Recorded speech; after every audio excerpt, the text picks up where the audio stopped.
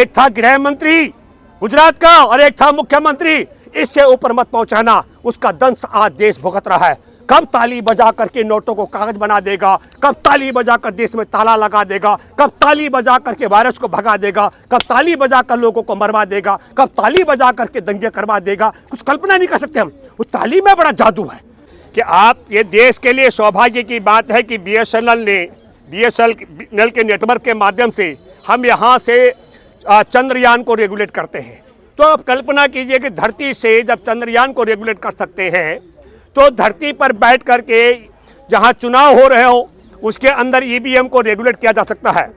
लेकिन मैं आपके माध्यम से जो बहुत बड़ा सवाल उठ रहा है, हम भी मानते हैं कि बिल्कुल चुनाव में वोट ऐसा होना चाहिए जो वोटर को पता लगे मैंने वोट किसको दिया, उसे उल्टे पलटे कोई उसे हटा ना सके, मिटा ना सके। वोट पारदर्शी तरीके से देना चाहिए। हम बहुत पहले से कहते रहे बैलेट पेपर के माध्यम से वोट होना चाहिए। लेकिन एक दूसरी बात भी मैं कहना चाहता हूं जो मेरी चिंता का विषय है। मैं आपके माध्यम से कहना चाहता हूं, पश्चिम बंगाल के चुनाव की तैयारी चल रही थी। हमारा किसान आंदोलन के बीच का जिक्र मैं कर रहा हूं। मैं गाजीपुर से किसी मसले पर प्रेस क्लब ऑफ इंडिया में आया तो वहां 6 पत्रकार मेरे दोस्त बैठे थे, जिनमें 3 मेरे जानकार भाजपा के लिए फील्डिंग कर रहे थे। उनमें से एक ने मुझे प्रभावित करने के लिए कहा कि मैं अपकमिंग डिप्टी सीएम के साथ काम कर रहा हूं। मैं यहां से गाजीपुर गया और मैंने गाजीपुर से अपील की। हमने भारत में यात्राएं की, संविधान सम्मान यात्रा, नशा मुक्ति यात्रा का यात्राएं की। पश्चिम बंगाल के लोगों में बड़ी संख्या है जो लोग मुझे सुनते हैं। मैंने अपील की, आप सब लोग ईवीएम को हरा दीजिए। मैं आपके माध्यम से एक बात कहना चाहता हूं, मैं कांग्रेस के लोगों को भी कहना चाहता हूं, राहुल गांधी को भी कहना चाहता हूं और आपके माध्यम से देशवासियों को कहना चाहता हूं। 4 राज्यों का चुनाव था, 5 का मैं छोड़ देता हूं। मैं 4 का जिक्र कर रहा हूं, छत्तीसगढ़ का, मध्य प्रदेश का, राजस्थान का और तेलंगाना का। मैं आपको बताना चाहता हूं, किसी मसले पर मैंने बात करनी थी। कांग्रेस की युवा सांसद रही मीनाक्षी नटराजन को मैंने फोन किया और मीनाक्षी ने कहा कि मैं तेलंगाना का काम देख रही हूं।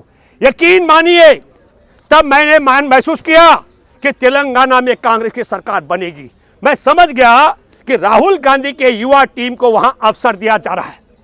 लेकिन अब 3 राज्यों का जिक्र करें हम, राजस्थान में गहलोत साहब ने राहुल गांधी की टीम को वहां हाथ नहीं रखने दिया। अब ये ईवीएम का खेला है कि गहलोत का खेल है। वहां 40 से ज्यादा, वहां की जो जमीनी रिपोर्ट थी, गहलोत से कोई खिलाफ नहीं था, लेकिन विधायकों के कामकाज से नाखुश थे। 40 से 45 विधायक कांग्रेस के ऐसे थे जिनको हटाया जाना था, उनके टिकट काटनी थी। लेकिन गहलोत जी को लगा अगर टिकट कट गई और जो नए को टिकट मिलेगी वो सचिन पायलट को अगर मुख्यमंत्री बना देंगे तो क्या होगा। इसलिए गहलोत साहब ने वो टिकट नहीं कटने दी, राहुल गांधी की टीम को वहां हाथ नहीं रखने दिया। वो रिजल्ट आपके सामने है, जो बाजी जीती जा सकती थी। कि चुनाव युक्त में से सीजीआई को हटाना, क्या इसके पीछे सरकार की नहीं, इसके लिए ये जो आप पहले देखिए, पहले ये तो पूरा कर लूं। मध्य प्रदेश में कमलनाथ ने भी यही किया और छत्तीसगढ़ के अंदर भी भूपेश बघेल ने यही किया। जो सवाल तुम्हारा है सीजीआई को हटाने का, उसमें मैं आपको बताना चाहता हूं, कुछ लोग बोल के तानाशाह होते हैं और नरेंद्र मोदी कितने बड़े तानाशाह हैं। देशवासियों को मैं एक बात कहना चाहता हूं, जब नरेंद्र मोदी 26 मई 2014 को शपथ ग्रहण करते हैं, उसके बाद में नरेंद्र मोदी ने सारे केंद्रीय मंत्रालय के सचिवों की एक मीटिंग बुलाई। वहां कोई मंत्री नहीं था और सबको एक मोबाइल नंबर से अवगत कराया गया। भारत को एक मोबाइल नंबर से रेगुलेट किया जा रहा है। मैंने इस पर दैनिक अखबार में एक आर्टिकल भी लिखा। मैं आपके माध्यम से कहना चाहता हूं, नरेंद्र मोदी भली भांति जानते हैं कि अगर देश में सुप्रीम कोर्ट के मुख्य न्यायाधीश और विपक्ष का नेता चुनाव आयोग के चयन में रहेगा तो जो तोता बनाना है, जिस तरीके से ईडी से लेकर आयकर विभाग से लेकर नारकोटिक्स विभाग और तमाम विभागों के मुखिया को तोता बना दिया गया है। न केवल उनको तोता, आपने तमाम मंत्रियों को भी देख लिया होगा, वो बेचारे उतना ही मुंह खोलते हैं जितना मोदी उनको अनुमति देते हैं।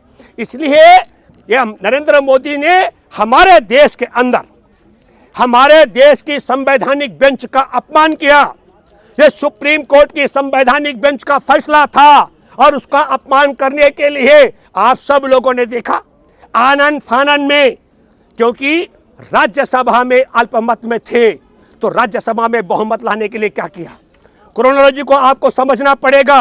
वो क्रोनोलॉजी क्या है कि योजनाबद्ध तरीके से दो युवाओं को, इनका प्रताप सिम्हा है, उस संसद के पास पर संसद के अंदर नकली बमों से संसद के अंदर पहुंचाया गया। इससे एक तीर के दो शिकार हुए। विपक्ष ने कहा कि गृह मंत्री आके जवाब दे, तो उनको उठा के बाहर कर दिया, उन्हें अल्पमत में कर दिया। और दूसरा संदेश क्या दिया?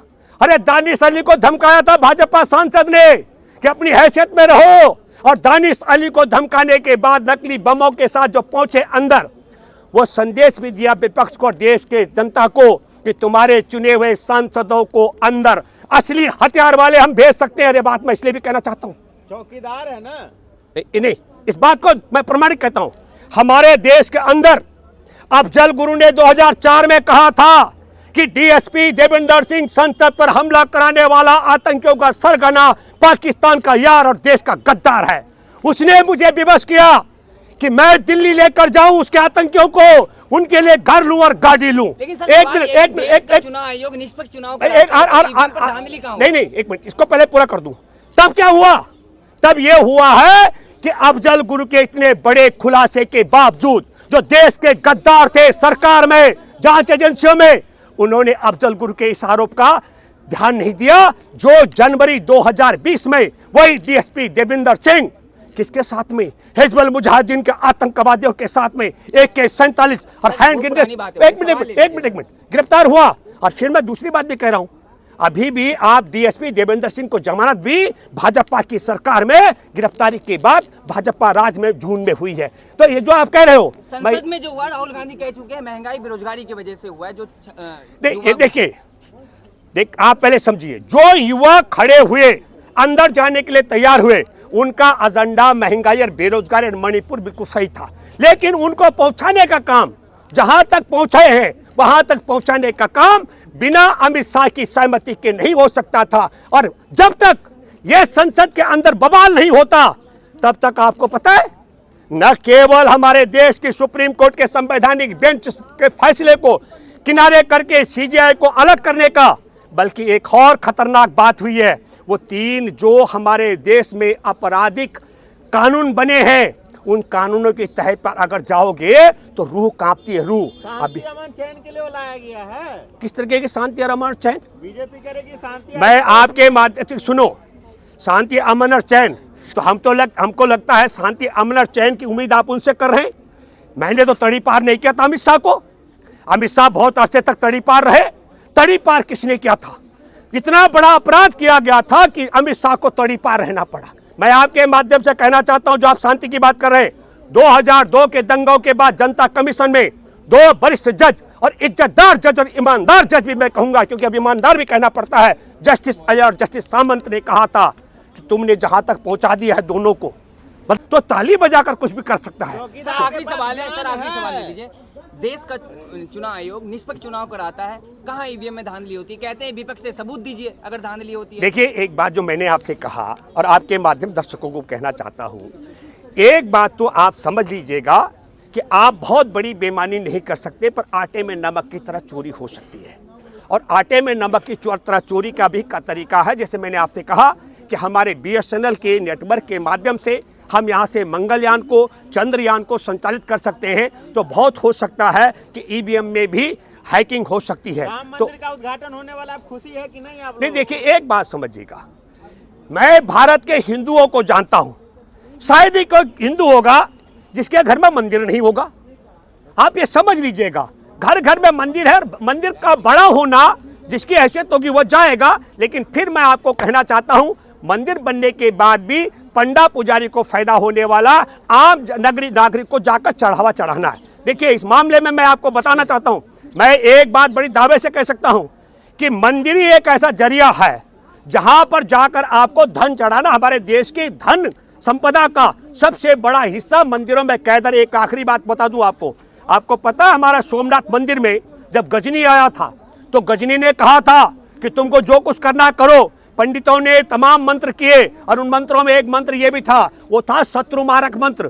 तो उन्होंने कहा तुमने सब कुछ कर दिया, बोला हाँ। उसके बाद उन्होंने पंडितों को मारा और धन लूट के ले गए। भगवानों का धन से और जन से कोई लेना देना नहीं होता है। मैं एक बात आपके माध्यम से कहना चाहता हूं कि हाँ, हम सृष्टि में इसे भगवान जरूर मानते हैं जिसने ये पूरी सृष्टि बनाई है। सृष्टि का मतलब आप समझ लीजिएगा, हमारे देश में गौरैया से लेकर मोर तक जो पक्षी हैं उनकी बनावट अलग अलग हो सकती है, रंग रूप अलग हो सकता है, लेकिन उनकी चोंच मुंह पैर एक जगह है। हमारे देश में